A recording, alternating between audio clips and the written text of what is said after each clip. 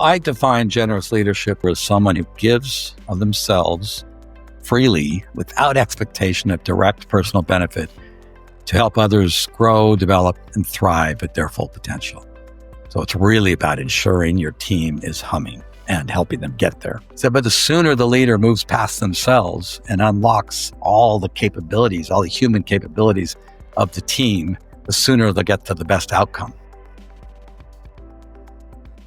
Hello, and welcome to the Show Your Value podcast, where we explore the art of value creation in three macro buckets: material value creation, emotional energy value creation, and spiritual value creation. I'm your host, Lee Benson. Today, my very special guest is Joe Davis. Joe served as managing director and senior partner at Boston Consulting Group for over 35 years, including as head of BCG North America. He founded and now chairs BCG's Center for Inclusion and Equity. As chair of BCG North America, Joe oversaw operations in the U.S., Canada, and Mexico, served on the firm's operating and executive committees, and led the region through the COVID-19 pandemic. His client work focused on large-scale transformations in the consumer retail, public sector, and organization practices.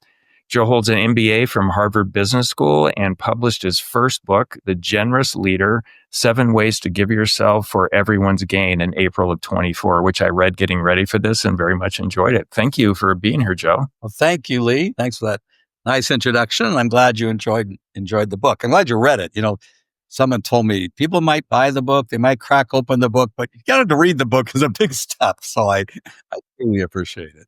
Well, you're probably, I'm sure, really big on statistics to back up all the work that you've done over the years. But I found it fascinating that it's a really small percentage of business books that get read to the end. And if they're 200 or more pages, it's like 10% or 5% or something really small. I actually read, with very few exceptions, every book all the way through because there's value nuggets everywhere in there. But is that your experience too, that most people will buy books but just skim them? Yep. Especially now with Blinkist and the other, which those tools are great. But with those tools, you don't even really have to, you get the points. Actually, I think the other stat I heard when I started this was the average business book only sells 247 copies, at least in the United States. I don't know about the rest of the world. Really thinks, wow, is it worth writing this? And, if Adam Grant and Brené Brown sell this many, you know what that means for the rest of us. But, if you average it all out, that's right. That's on average. Yeah. You didn't ask this question, but it's, a friend said to a friend of mine, oh my gosh, really? Should I do this? Write this book and try to share these ideas. He said, Joe, if you move 8 people to think differently about their management, leadership, processes and talent and skills, what they want to do, that'll be successful. And writing a book's a lot of work for 8 people. I now have aspirations beyond 8, but that's what motivated me. Okay, I will just share my thoughts and move a handful of people and they can move the next handful, etc. Yeah. Well, if I move one person in the right way and they create real value in the world, it was worth it for me. Yeah. But you're actually making me feel pretty good. I wrote a book a few years ago titled Your Most Important Number, and it sold, I think, way over 10,000 copies so far. So I guess I'm doing okay. You're doing very well. The publishers say, they don't make any money, as you probably know. It takes 10,000 for them to break even. So you're doing well. I actually self-published. I thought that was well, then you made the money yourself. Good for you.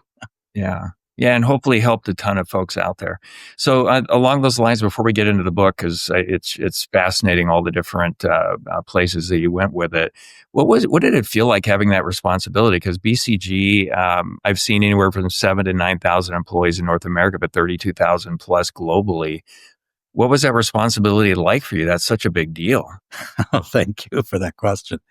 I actually, truth told, I was listening to another your podcast where you asked about, is this something you learned and knew, or did you grow and evolve into it? And I have to tell you, leading BCG at that stage, I just felt like I grew and evolved into it. And I'd co-founded the Washington office. I led the Northeast system. I led the West Coast and turned around the West Coast. So, by the time I was leading North America, I would say it felt pretty comfortable. Now, it was daunting. I mean, it is, to your point, 7,000 people. It's a multi-billion-dollar thing. I think it was $2.5 billion when I started. And I said, guys, we'll have 5 and 5. That's what I mean. It'll be $5 billion in 5 years. That's crazy. I said, well, it's a nice slogan. It's motivating. If we don't make it, the world doesn't end. It's a private company. We do our own thing. But it was what was really daunting, and maybe you'll go there in a minute, was then, of course, COVID hit. And that made it daunting. That made it not, otherwise I think I had been well trained over years of BCG before the job.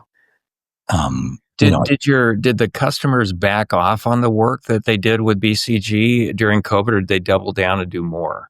No, we, the first 2 or 3 months when the world was very uncertain, as you will recall, people stayed, but it was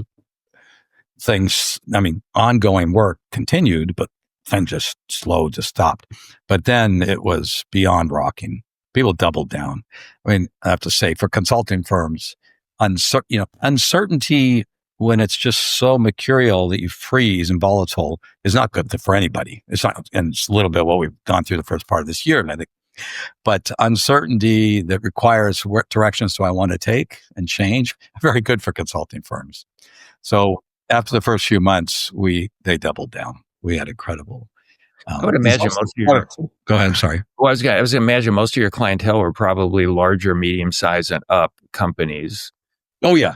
Oh no. Our clients are, Marriott, General Electric, Boeing. Pfizer. No, it's not to pick on BCG, McKinsey, and Bain, but our prices are such that those are the people that are, that are hiring us. Okay.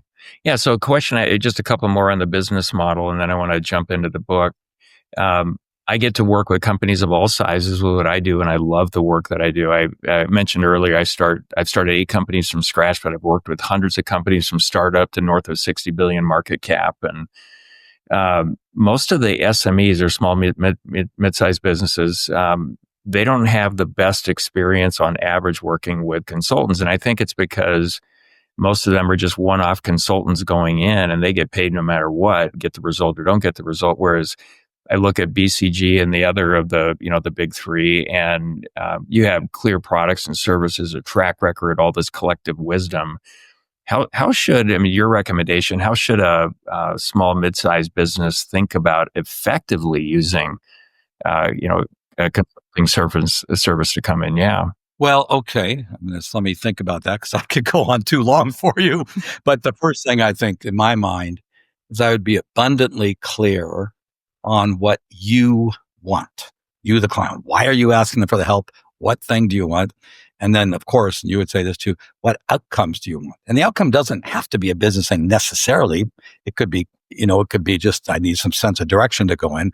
Although the more you can make it real and tangible, obviously, the better you can hold yourself and the consultant accountable.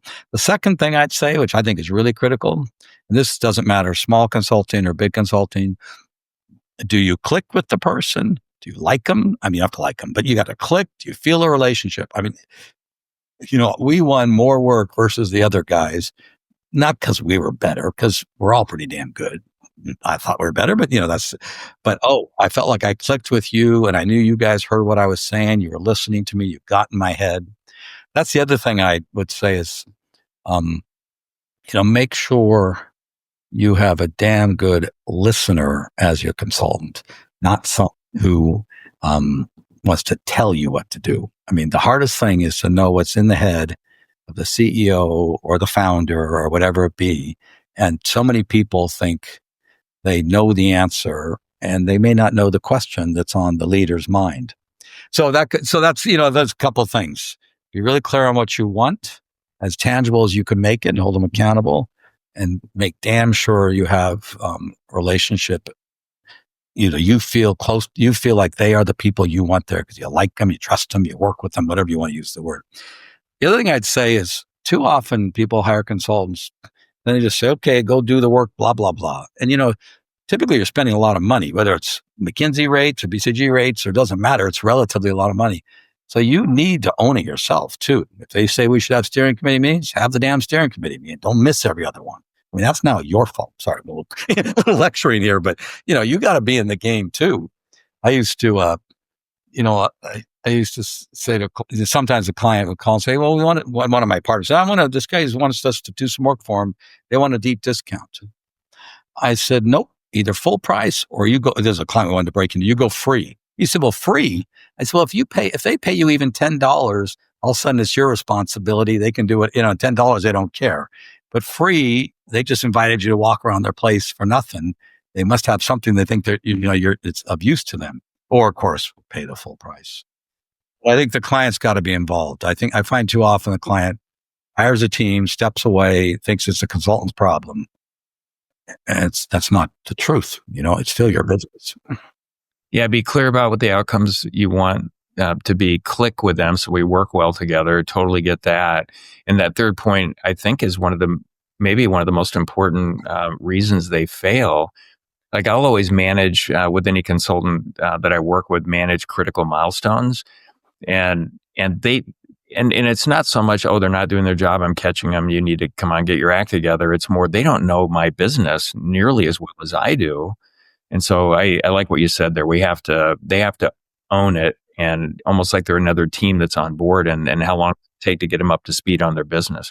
But you have to own it with them, is the point you just said too. If you don't show up for those meetings and you blame them, well, what? Wait a minute.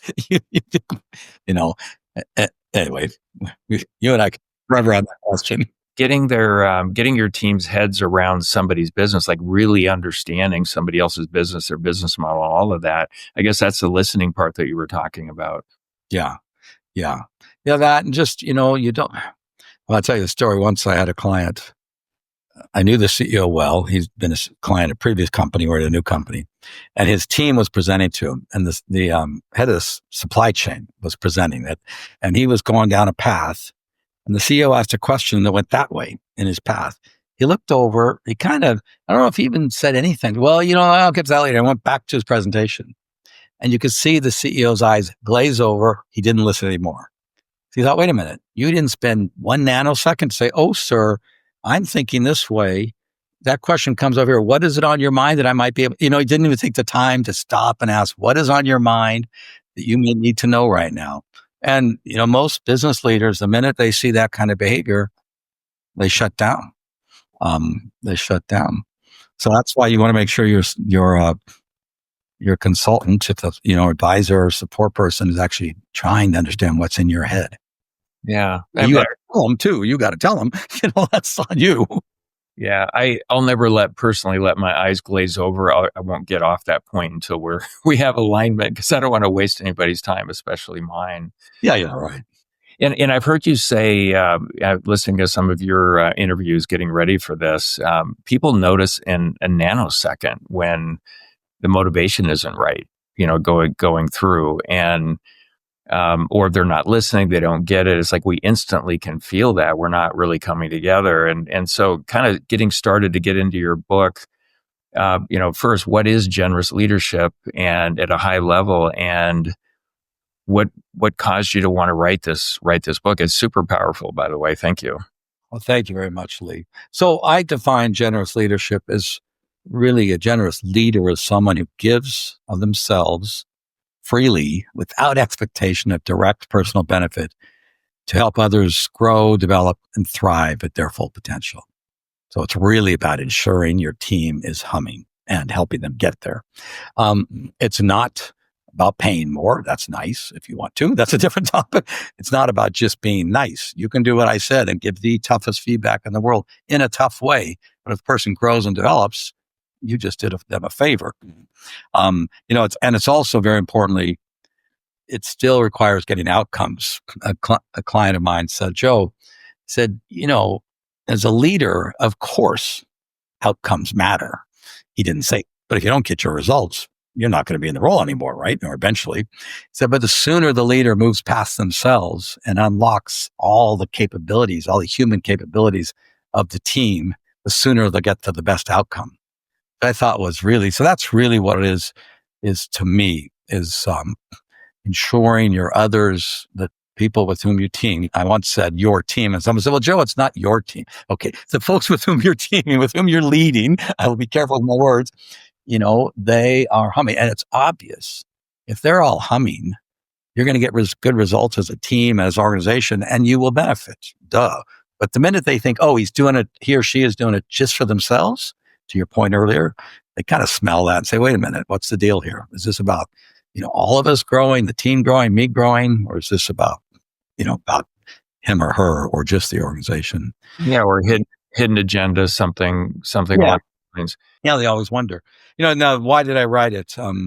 I guess, well, a couple things. I mean, after going through COVID, few of my colleagues said you should write a book about leadership, and some of what you did. I actually, when I stepped out of the regional chair role, I wrote 38,000 words, and very quickly you need about 50,000 words for a book.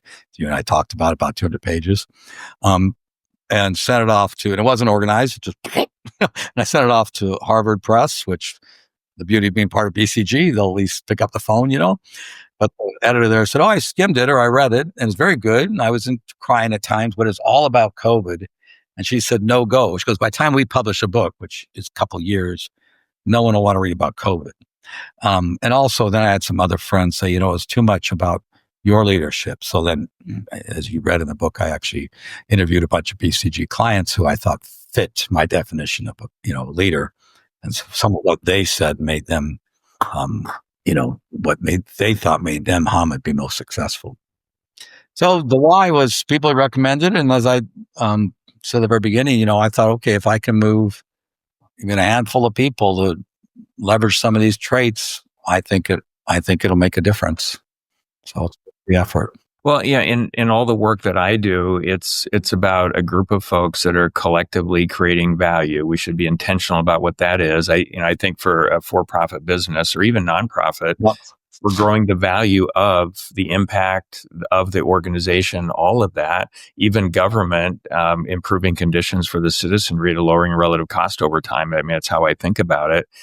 But the reason all of your stuff matters so much, and we'll get into some of the 7 ways, to me, the way it's landing anyway, it's about productive engagement. So when you get through all of that, and my definition of productive engagement is every role, I think it's ideally we should have clear outcomes defined. Like, we invested in you. We want to achieve this result over time. It's got to be this. If it falls below a certain line, it won't work. Just want you to know that up front. And productive engagement is that engagement in achieving or creating the value the role is designed to create. And all of your stuff is about supercharging that. Am I getting that right? Yeah, I don't want to just say yes, yes, yes, or I'm not going to repeat you. Yes, I absolutely agree with you. I think the important thing when I think about what you said, productive is obvious because that goes with the outcomes matter part of it. But the engagement also matters. So it's not just you as the leader spewing out, do this, do that, do this, do that. I do not think that's the definition of engagement. Go look it up. It's actually what, we started. You are helping them and enabling them to achieve at their full potential. Now, to your point, they got to deliver at that potential or they'll change jobs or be out of a job. I mean, that's just a reality. Yeah, I've always thought of it as I'd love every single team member to act like the CEO of their own role. So one of my businesses, the biggest one that I sold in 2016 to Textron was Able Aerospace. Actually, took 2 aerospace companies, combined them, and sold it as one package. We had 2,000 customers, 60 countries. All the big people, most of the big people and package movers were our clients. Large helicopter operators globally were our clients, and I was looking at BCG's website and just how you help aerospace companies. And one of the things, rationalizing their portfolio. And I went right to clean up on aisle 5. Like, let's get it squared away. It's like offloading, businesses that aren't that successful and different positions to take on all of that. When thinking about strategy and positioning, all this seems to be really difficult, even for the larger companies. I bet that was a huge part of the work that you did, is helping them think through strategy. Well, yeah, yes. And it's multiple points. I mean, not just what is, the direction you need to take given competitive dynamics, usually first, changing world, changing environment around you, which is probably more real at this moment in time with AI and, the uncertainty of, where trade and all that's going. I mean, now you have a whole different set of contexts you have to manage. So yes, figuring out the direction you want to go and then being true to your, and understanding where your company, for example, really makes money and where it doesn't. Sometimes people don't like to face that or don't even do the analysis. But even that is only that's much of the game, because then you have to do it. And that's, we're not talking about that, but that's yes, a lot of our work with strategy, but almost all the consulting firms, not to talk too much about them, but now moved, okay, well, let's see if we can help you get it done. One, of course, if they stay around, they get paid, but they want to really deliver results, not just the PowerPoint deck. Well, I'm connecting that to this productive engagement piece, because I think one of the challenges with strategy is getting the right feedback from all team members, coming up through. And if they're less than engaged, they're not going to volunteer that stuff. If they don't feel safe, if they don't feel supported, a lot of things that you talk about in your book, they're just not going to bring it forward. And, even my book, I think in your most important number, I said something like, if, congratulations, you have a strategy, you're 3% of the way there. Now 97% is actually doing it. Yep. But that 3% is so important to get that, productive, engaged feedback from all the way from the front lines in all of your businesses, I think. Yeah. I used to say, in consulting, we were trying to get the best answer first and then, go get it done. And consultants can think they know it all, just like that. So, I would often tell my teams, make sure you engage the skeptics and uncover the no's. And because rarely is a noologist just a blocker. Maybe 1 out of 1,000 just wants to be a pain in the neck. But you, Lee, know something I don't know. I know something you don't know. And if you or I don't know what that is, when it comes to trying to do the 97%, it didn't work. What happened? Well, no one asked Sam why that thing didn't work. Well, Sam could have told, So it is, to your point, engaging. Now, there's a lot of ways to get sure people engage, but I just think this whole concept of engage the skeptics and cover those at least get you on the right start. It's not more than that, but does this have a shot? Does it not? But it's going to work. You're also, if you're going to start driving change, you're also learning at the very beginning, what is it? Why are the people going to say no? What's going on out there? Well, now you don't understand. It won't work for boom, boom, boom, boom. Either the technology isn't there, or you don't have incentives in place, or Jimmy doesn't like me, so I can't get it done. Oh, okay. Now we have to deal with these things. There's so much that goes as far as ingredients that go into making this successful. So you must have spent a fair amount of time getting the lay of the land of culture within an organization if you're going to try to have some transformational change or execution system that you help them install. Yeah. Yes. I mean, originally consulting for the big three that we talked about didn't do that. They just wrote PowerPoint decks 35 years ago. But now, yes, consulting, we spent a lot of time understanding what is it going to do? What is it going to take to drive the transformation? And it's not just the idea of where we want to go. There's just a lot of elements. Often I'll tell my team, someone will come to me and say, hey, Joe, well, this team company said they're going to do it. And they're going to pay a lot of money. They really want to drive change. And I'll say, is the CEO in? Oh, yeah, no. He handed off to the CFO. And yeah, he says it's a good thing. I said, no. Is he or she in? Well, no. Then, I believe the transformation, especially if it's if it's a CEO founded smaller company, if the leader isn't in, you wouldn't get that far. But in a corporation, one of the first things is does the people at the very top, hate to, single them out, do they really believe it and really going to put their own heart and soul into it? Because if they won't, the rest of us feel it pretty fast and say, okay, this is another one of those things that'll come and go. Yeah. Would you turn down clients if the CEO wasn't into it? Like, I won't take them if they won't, because it won't work, and then they'll blame me or my team. Yeah. Well, what we would do is I wouldn't do that kind of deal.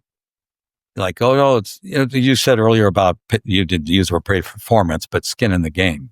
And there's, someone want me to invest to get started. If I didn't think this, no, we would not do it. They can go do it at a regular price if the client wants to pay and see if it really goes somewhere.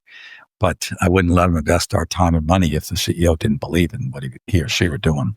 Yeah. Yeah, it makes so much sense. But there are a lot that will just take money and they don't seem to care. I think they should care because it will limit their future for sure. And yeah, well, maybe that's the difference when you made a comment on, smaller consulting, single shingle type things versus a BCG. I mean, a BCG screws up 4 times. Word gets out amongst the corporate America, it's just, or McKinsey or whatever. You have to deliver. And for sure, you don't get any follow-on work, which is, in the consulting business. Yeah, for sure. So another thing that you did for me is make me think and appreciate more deeply about what generosity means. Because most folks, when they say, oh, hey, Joe is he's super generous, the first place they go is how much money is he giving away to non whatever. But you're talking about generous listening, generous inclusion, being a generous ally, generous development. The small. Let's talk about this: the small acts, big impact, generous moments where you're really in. But it can be material, but it's of yourself all the way through. So, where would you like to start? I like yeah. Well, it's interesting because some people have said to me, well, Joe, is this real or is this just the young people expect something new? And when they get old and have mortgage and 4 kids, they'll get back to you. Tell me what to do, boss. Which I know there's a lot of companies like that, but I think times have changed a little bit. I mean, of course they have. I mean, we now bring ourselves, you and I are both in a home of sorts. We're not in an office. Our human side comes to work and we want to see humanity from our leaders. I mean, it started with the BlackBerry when for the first time you could be on 24/7, right? And then this thing just made it worse and worse. You want to call it that? COVID put it over that, now we're talking to people in their pajamas in their living room and their cat walked by and no one gave a damn, or if you did, there's something wrong with you because no one wanted to be doing that. So I think the real thing that starts all this is that people now need to bring their human self to work. They're no longer a cog in the wheel. IBM's an exceptional company and still an exceptional company. It's gotten better, but remember the days of the white shirt, blue suit. Everyone did the 9 to 5, or these organization man, and I mean all those words. Those days are over. So, this idea of, I use the word generous, but this idea of actually, as listening to people, you started there. What's on their mind, really, including up and down the organization in your thinking as best you can, developing someone so they really grow and moving past your own fears. We can talk about that to actually grow them. Because a lot of people are afraid to give feedback because I don't want them not to like me. Okay, but that's not very productive, Yeah, and maybe let's spend a minute on that one, like moving through it, because I can remember early on, as my listeners, know, I've talked about my early story, a bit, but low income family, a lot of issues, taught me more about how not to show up in the world, which is great because I went the other direction. On my own, my whole senior year in high school, already financially sort of independent, competent by then with what I was doing. But early on, when I started getting into the business world, I wanted to start my own business, and I'm doing things. All of a sudden, being a clear communicator mattered. I was a terrible student in high school, but I didn't have a why. Oh my gosh, the math matters. Revenue doesn't equal profit. I need to figure that whole thing out and go through it. And I was incredibly nervous. I remember the first time speaking to a group of engineers over at Honeywell about a special process that we had. And wow, was I nervous. As I walked on stage, I thought, what am I going to teach all these degreed, highly accomplished engineers, this kid that barely got out of high school? But I worked through all of that. And I now, fast forward, I've worked with universities, writing curriculum, teaching courses, done all kinds of stuff. And I think the lesson, at least for me, is being comfortable, pushing yourself to be uncomfortable. Then we raise our level of our ability to handle that. And it's like going to the gym and we just keep getting stronger and stronger. What's your advice for how to think about starting in this culture of, if it's hard, it's bad, we need to take a medication to make sure we don't feel bad? Oh, well, yeah, I could go a lot of ways with that. Let me just go on the teaching other angle and come back to the medicine. I mean, I'll go there. But, I won't go through my whole story. It's maybe not quite as tough as yours, but single parent, blah, blah, blah. I was, at my first job as a paper boy from grade 6 to 12. I still delivering papers when I was 12th grade and had a restaurant job and blah, same thing. Not, yours sounds a little more intense than mine, but I learned the same lessons. But I remember my first job was at Procter & Gamble, and I got promoted after 2 years. I was on the management track to sales manager. I had 3 guys working for me who are all career salespeople. They're in their 40s. I thought they were like, really old. I was 25 or something. And I remember, I ride with them every week and I wouldn't say a thing, or every 2 weeks. I was scared to death, to your point. What do I know? This 25-year-old who just read the manual and did it for 2 years. And at the end of the year, I was doing this guy's named Rich, doing his review. I had written down everything he should work on based on what I knew in the manual. I got maybe 2 minutes in and he says, I think he swore, but he said, like, what the heck, Joe? You ride with me every 2 weeks and you told me any of this? Like, what the blank are you doing? I first, of course, I froze because I want to, but it's just your point. I was doing me no good by being scared, and I was doing him no good. And the lesson for me, although I don't know, well, there's two things. One, after he left, my boss said, never again do you write a review where the person hasn't heard the words that are written on that piece of paper before the review. I just remember that. Like, okay, I better tell him, and I just, but also I was, the interesting thing is he said, why haven't you told me any of this stuff? So the insight, wow, this 42-year-old guy did want to hear my opinion. He could filter through what he was going to take, what not take, but he was sitting there waiting for a whole year for me to say something. So, first off, all those, to your point, there is going to be fear when you're younger and, am I good enough? Do I know what I'm talking about? Blah, blah, blah. I mean, I don't know what other to say other than what you did two things, take the plunge on the one hand, and keeping your mouth shut does nobody any favors, as I learned when I finally got yelled at after a year. And, then to your point about the, the nice drugs and all that, I also, this topic of actually helping others grow, I'm not known to be the nicest guy. I'm known to care deeply about you getting better. And if you care deeply, you might have two quick stories. One time someone presented to the C-suite, the steering committee, as a third-year guy at BCG. He was 30 years old, and he said about every third word in the C-suite with a CEO. It's so embarrassing. Oh my God. So afterwards, the client left. We were in the room debriefing. I said, hey, Alex, how old are you? So I'm 30. I said, I got to tell you, I've never heard a 30-year-old say like. You got to cut that out right now. He's in front of the whole team. He said he was mortified. So what do you mean? I said, and he said, but I never said like again. So, I did make a calculation. Now I was much older and more willing to be bold, but I thought this guy needs a slap on the face because that little word is going to hold him back. And he was smart. There was no reason.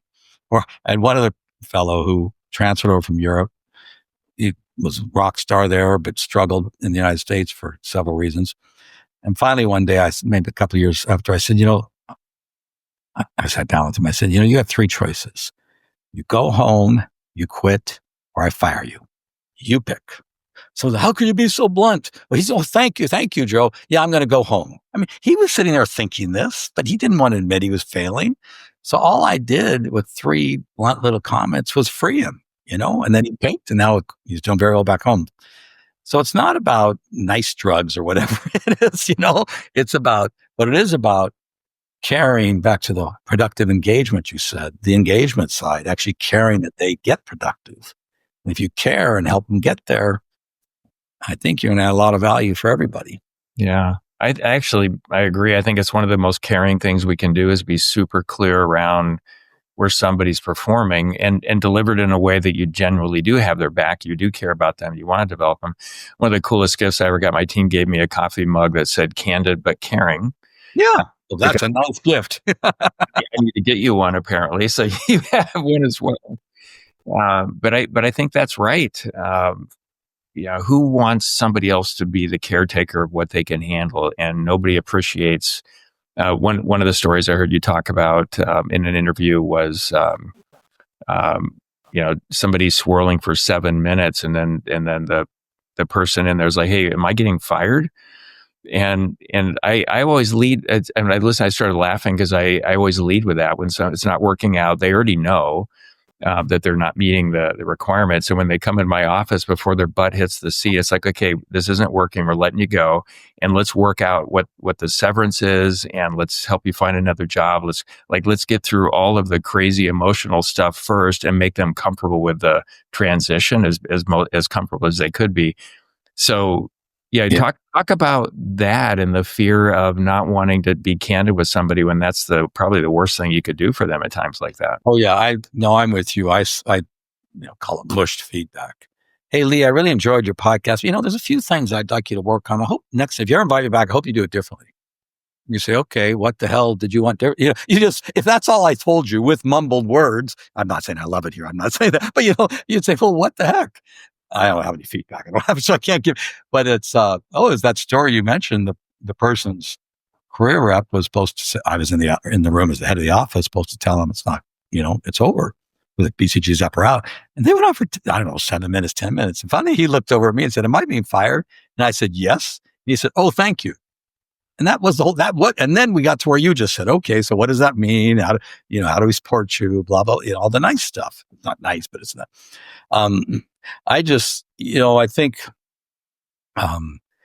it just goes back to productive. I'm going to use you all the time, productive engagement, or people growing and developing to their full potential and thriving there. That's the objective. And if you're sitting there giving mushy feedback, because most often, first off, either you are afraid, you don't want them to not like you, but tough luck, you're the boss. I mean, and if you actually care, they will like you, you're a care, but, or you're just like me, 22 years old or 24 and afraid to do it. You just haven't learned, which you can learn.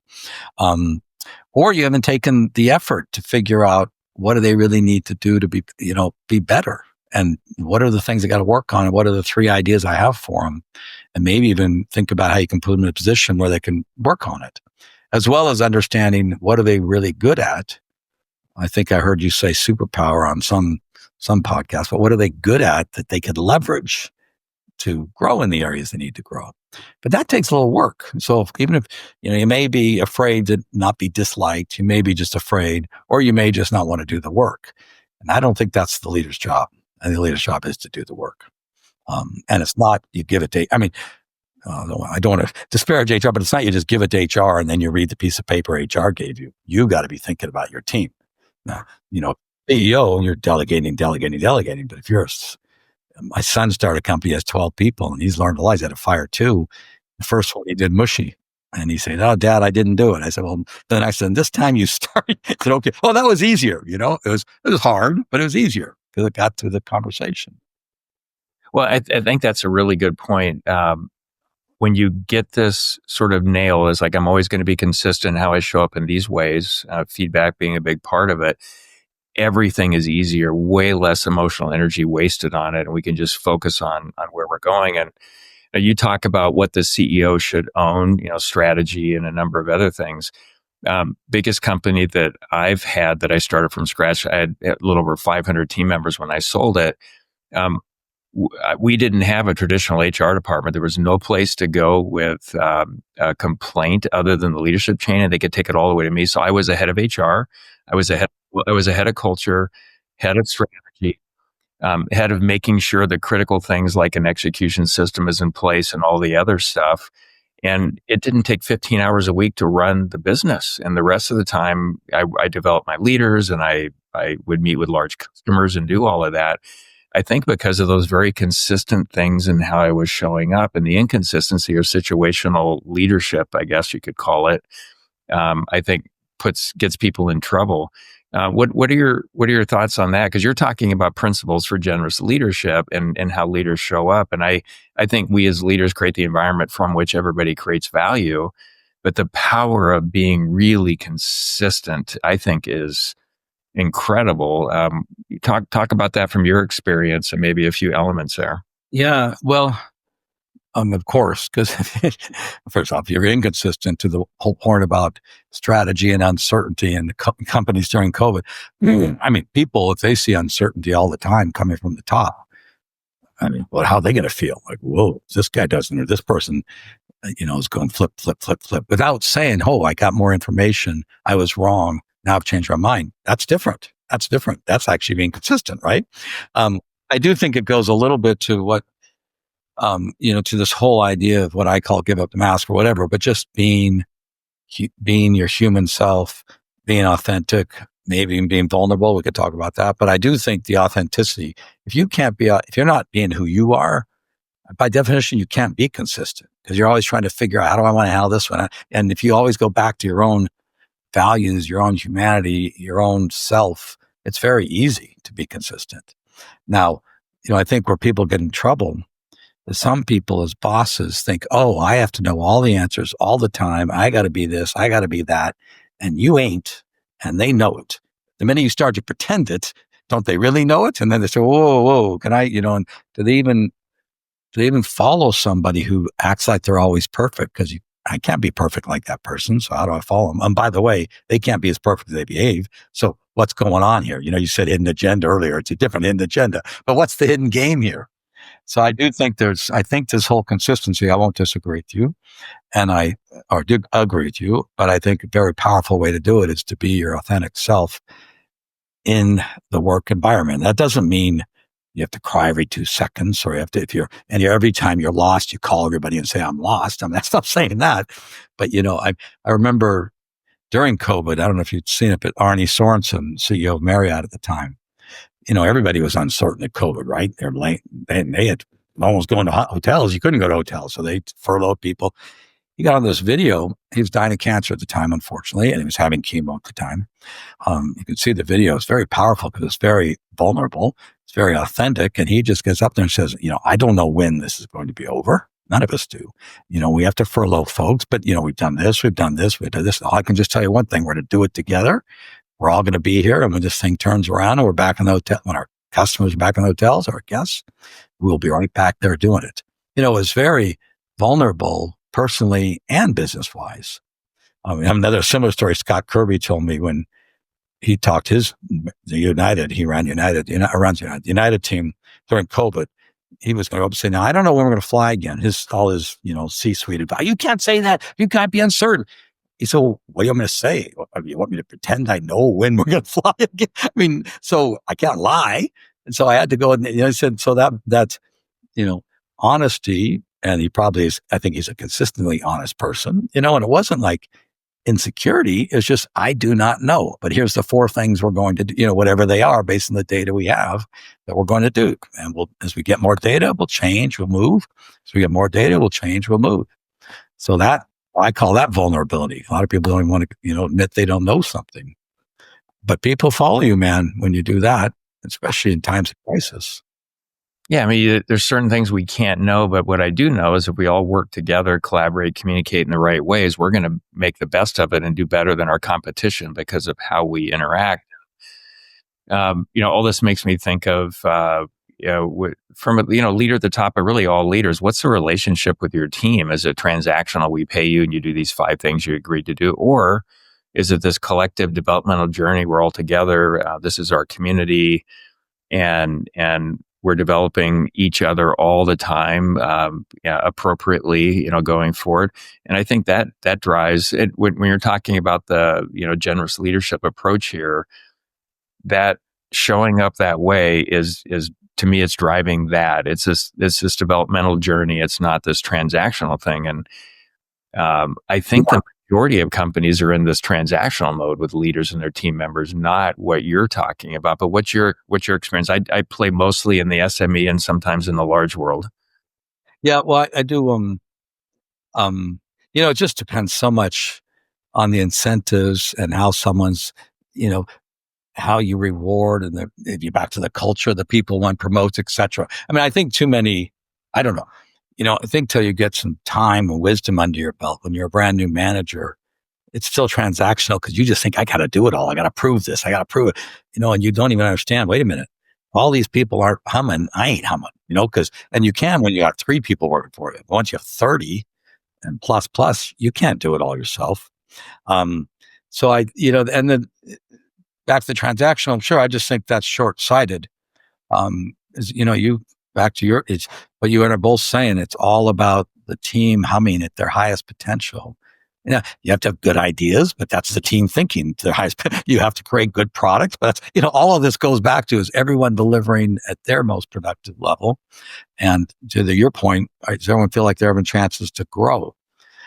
And when it's just, I was thinking, a friend of mine is a big culture guy at BCG.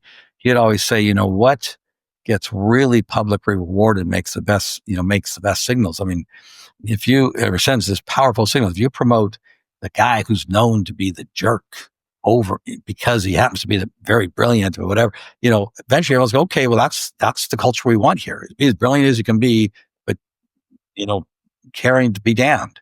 You promote the guys that grow the people, develop the people, and hit their numbers, it sends a different signal. Yeah. Well, I used to pretty objectively measure all team members on performance as well as leadership and culture. And the way I did it objectively on leadership and culture is we'd have alignment tools and missions, set of behaviors, leadership traits. every 6 months for each of those, the team members would have to put in how they're applying them to objectively and measurably improve the organization, customer experience, internal, external, profit, cash flow, whatever. So I could objectively do that. And whenever we had employees that were high performing, but really low on culture, I would tell everybody in my monthly town halls with all of the employees, if you can get these people a job at our strongest, most admired competitors, I'll give you a bonus. If you make them a senior leader, I'll give you a parking space, maybe a car, depending, because they could go suck the life force out of those cultures. Yeah, And yeah. I wasn't kidding. It's like, we don't want that in here. It's just terrible. But I guess it's fear, right? You want the result, and you're not thinking about the downstream impact. Well, yeah, or the long-term impact and all that stuff. Yeah, I remember when I had a nice run when I took over BCG West Coast. Not to talk about it, but business kind of stuck at 100 million. I left 3 years later, 250 million. But I remember BC, I was very senior partner, so even when we're reviewing, we're kind of reviewing each other. I remember the reviewing team said, "Well, Joe, not just did the West Coast do well and you did fine, but everybody on the team, all the partners, are now humming. Their numbers are all up." I was actually impressed with the BCG group that's doing reviews, that they recognized that was the value that was added, is that everybody else was now humming. Because you or me, you're going to go away or die or whatever's going to happen, or quit or retire or move to another job. Has someone actually built the team to hum so it keeps going behind you? And that's the trick. And, I think I was interested when you just said you had the metrics. Someone asked me one thing, what metrics can you use? And it's not always easy, but I'm a big believer also in upward feedback. And then, if you can figure out how to do it, everyone can do it different ways. But, if someone's got constantly bad upward feedback, it's sending a signal, something's off. And, you can get them to work on it. But if they just don't work on it, really change, if they stay, it sends a powerful message to the meeting, to the company. If they go away, it sends an even more powerful message, or I consider more powerful, or positively powerful message. That kind of treatment of each other is not, whatever it might be, it's not always bad. It just might be not growing me or not engaging with me or whatever, never listening. Yeah, and there's no way to be perfect at it, and there's no end to how much more value we can create. But I think the goal is to connect culture to creating value and continually do better. And so, something curious how you're going to address this question or concept. But what I've noticed is you've got your 7 ways to be a more generous leader. There's lots of great leadership principles out there, approaches to culture, character traits, all of that. And so what I notice is probably the majority of team members will use those things. They'll make mistakes, they'll lean in, they'll develop themselves and keep getting better and better over time. But there's still a significant number of folks, and I guess it's just easier to have an excuse, that will use those things as an excuse for poor performance, or weaponize them to manipulate to get their way. And that's always been interesting for me. And the way I've dealt with it is I just go right back to, well, are we getting the result? And I've heard you talk a lot about that. If you're not getting the result, the rest of it doesn't matter anyway. So how is this contributing to the result? But do you understand what I'm saying there? It's interesting how folks will kind of, leadership isn't living out this particular behavior, so I'm going to use it as an excuse to only deliver 40% of what I said I would, and I'm justified in doing it. Oh, you mean they are blaming the leaders for not behaving as a leader? And so I get to not keep my integrity and my end of the bargain and what I agree. Well, all I'd say is, okay, bully for you, except, if you're not delivering, you're going to lose your job. I mean, no offense, but really? You're going to, my daughter once, she was working at a place where she had to do the same thing for the 3rd time. She said, "Dad, I don't want to do this." I said, "Hannah, you do this and watch the boss. If the boss or if your manager is good, watch everything they do and learn from it. Your manager is bad, watch everything they do and learn from it. There's no, you still have to deliver. You got to get this project done, and you can learn regardless. You learn, obviously, what I just said." So I don't, I hear you. I mean, sure, if management is really behaving badly, or leadership, the onus is on people to, go up and tell people so that management can change or be fired or, develop or something. But to say, well, it's all their fault, unless they're manipulating things, I mean, there's, circumstances, but just because they may not be the best listener and you underperformed, I'm afraid to say that's not going to last very long. You might get away with that once because maybe they really were something wrong with the manager or leader. You're not going to get away with it multiple times. Yeah, and one or two folks in a company that aren't behaving well as a leader doesn't mean that the other hundreds or thousands, and I think integrity is both ways. Leaders should do what they should do to create the most value and create the right environment, and everybody should hold up their end of the bargain and do what they said they're going through. Well, it's just like, sorry, we're going to go through. Just like mentorship. People ask me, a lot of young people say, oh, did you have a good mentor? And how do you create all? And on multiple points. But one they always say is you got to remember, folks, mentorship's a two-way street. If someone likes you, wants to work with you, wants to grow you, wants to develop you, first off, they may come at you hard because they're trying to help you grow. You better be ready. But then they also expect, hey, I'm going to go do this project, which is an ugly project. Are you coming or not? And you say, no, that's too hard. I don't want to do that. That's hazard duty. That's not mentorship. I mean, it is, or menteeship, but there's such a word. I know there isn't, but it's used. So it's no different here. I mean, you got to put in too. Now hopefully you're putting in where you're growing and developing, right? If you're not, if someone's not growing and developing you, then you got to figure out a way, as we talked a minute ago, what to do about that. Yeah, I feel the best. I'm 63, so I've been here a little while. So this is my, professional, I guess you'd call it a 43 plus year overnight success story. And I feel best about all the folks that are out there running other companies, big jobs in other companies, that I remember hiring, and they were just working in the warehouse or something like that. And it's just, it just feels so good that we were on that journey together and what they're doing. And I stay in touch, with at least 100 of these folks. And that feels amazing. So, kind of getting to the generous development piece of these concepts. Yeah. I want them to win. Some people will say, oh, you're selfless and nobody else would do this. And I'm like, well, wait a minute. Selfishly, I want to feel good. And this feels really good. And by the way, it exposes me to more opportunities than people that don't act that way will ever have. It's a success strategy being this way. Oh, back to the point. It's just Joaquin Duato, the CEO of J&J, is one that said, your job as leaders get outcomes. The sooner you unlock all the human capabilities and traits of the team, the sooner you get there. Sure, you can pretend you don't know that, and you can get away with it when you're a new leader with a small team. You can't get away with it when you're running something bigger. I'll tell you, it's funny. You and I would probably be friends if we knew each other separately. I'm 67 and just left BCG in January. And some people ask me, what matters now, or what do you think about? And I actually steal a little bit from Arthur Brooks. Where's it, Dave? People at your retirement party will talk about, oh, Joe turned around the West Coast, or Joe did this, or Joe did that. At your eulogy, they don't say shit about that. They'll talk about your family, your grandchildren, and whatever, that. And the advice was maybe at age 30, think about that also, not just, what is going to be your, you don't want to say your eulogy, but what is the lasting, the legacy impact? And I'm the same way. I had one fellow send me an email, a few years ago now. Said, Joe, I just got promoted as CEO. I wanted to thank you. And he had worked with me 15 years earlier, 20. I said, what do you mean? He said, well, I have once asked you a question, some advice on this and that. And you jolted me and told me to do this and that. And that's changed my whole direction. Now, obviously there's more than that, but he said, I just want to thank you for, your role. And that's when I look back on all the years of my work. Those stories are what feels good, as you just said in here. Mm. This is one thing, but how we made people feel going through this.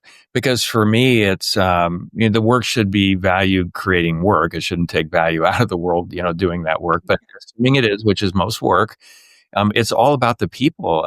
Even when I was a cook my senior year in high school, and that's how I supported myself, there's about 12 of us that still get together once every year or two, which is crazy because we're going back to, 78, 79.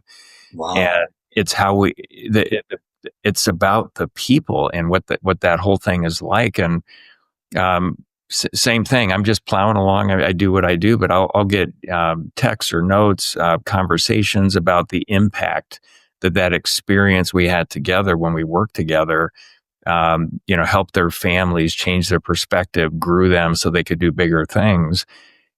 that's the payoff, right? Going, and it feels amazing. And so to that end, I'm still in the game today. I've got 2 companies. I'm leading as CEO, invested in a bunch of companies. My team works with a lot of companies and leaders. And I even feel like I have to be part of something that's really struggling. So I know what it feels like. I want to be on the front lines in the game so I can give the best, advice, if you will, do the best work with the teams that I work with and the companies that I work with. So this is good for our brains. We have to stay in the game. Retirement is not a good idea. Well, yeah, no. We could now start another podcast. You're a little younger than me, but I agree with you. No, we left BCG. I don't even say retired in January. In this book, I didn't tell you at the beginning, but the other benefit of the book is what it helps set up something post BCG. I mean, I didn't know if it would or wouldn't, but it's like this. I'm trying to speak, and just to me, it's how can I help anybody, help people grow and develop and thrive at their full potential. That's what I now want to do. I have 8 grandchildren. I'm starting with them, and but my children I've been doing my entire life. But I also hope to not step out of the game. I don't want to be CEO anymore, that kind of stuff. It's I like to spend time with the grandkids. I have learned there's some value to that, Yeah, I love that. One of the 2 companies that I'm CEO of is called Dinner Table. And I took over May of last year when I was called, there was a failed business model and I completely reset the business. So we're building a community of parents raising kids to create value in the world. So 13 months in, and we have over 40,000 parents in our Dinner Table family community in 67 countries. And my goal over the next 3 or 4 years is to take it to millions, because the kids today are going to be running the world that we age out in. And I want it to be amazing, not a dystopian future. And I know to my bones, my purpose is to drive holistic value creation behaviors in the world. So get it right for your 8 grandkids, and that in itself can completely change the world. 100%. When we finish, I'm going to look up Dinner Table. My family, I traveled 4 days a week. It's interesting though. My kids would say, "You were never gone, Dad," but we had some strict traditions, I guess I'd say. I have no TV, for example. But when I was in town, I didn't go golf for half a day, because that's 1/4 the time I had my kids. But we'd always eat dinner around this blue table. And it was engaging, fast paced. And when one of my granddaughters got old enough she started to engage old enough, she said, "Well, I can never get in." I said, "Well, you don't have anything interesting to say." Well, first off, you have to cut in, and then you got to be interesting. If you can't cut in, help you. And if you're not interesting, sorry. I didn't quite say, I said it nicely. She's like 8. But the point was, sure, you know something, but just butt in, because, not everybody's stopping. Honey, the world don't all stop. It doesn't, I don't want to be mean, but you gotta, no, I want to add to that. But the whole idea, we call it the Blue Table. I love that. I don't know what that company is, but it sounds very cool. Yeah. Let's make the Dinner Table really matter again. And where it goes, and what great training to be able, cut in and get your point across to be an adult someday, because that's how the world works. If our listeners want to learn more about the work that you're doing, hire you as a keynote or any of that, how can they get a hold of you? Well, there's a website, joedavis.com, very easy. Or I do, LinkedIn. I do monitor LinkedIn more than I used to. And if someone sends a message, I'll respond and give you my email. Then we communicate that way. That's the easiest thing. So either through the website, there's a little contact, or just reach out via LinkedIn. I mean, reach out via Facebook too, but LinkedIn's more appropriate to this conversation. Yeah, awesome. Thank you. And my biggest takeaway in this conversation, and reading your book and watching your interviews before we started, is just, I'm thinking again so much more deeply in a really healthy way about what being generous really means. It's not just the material piece; it's how you give yourself in all these different ways and interactions. Was there anything that stood out for you in the conversation, or any final thoughts you'd like to leave for our listeners? No, let me just thank you. Thank you for saying that. I will just say, whether you say my generous leader, your productive engagement, we both have a similarity there, which is engaging with your folks and ensuring they grow and develop to their full potential. 1, your outcomes will be better. And 2, as you and I have already told stories, you will appreciate the legacy later on in your life. You don't know it now, but you will appreciate it later on in your life. 100%. Might seem hard, but 100%. We're both experiencing that, it sounds like. All right, we're at that stage. Good or bad? All right. Well, Joe, thank you so much for being here. This has been a real pleasure. Thank you, Lee. I enjoyed it. All right. And this has been the Show Your Value podcast. If you got some value out of today's episode, please like and subscribe. And until next time, show your value to the world.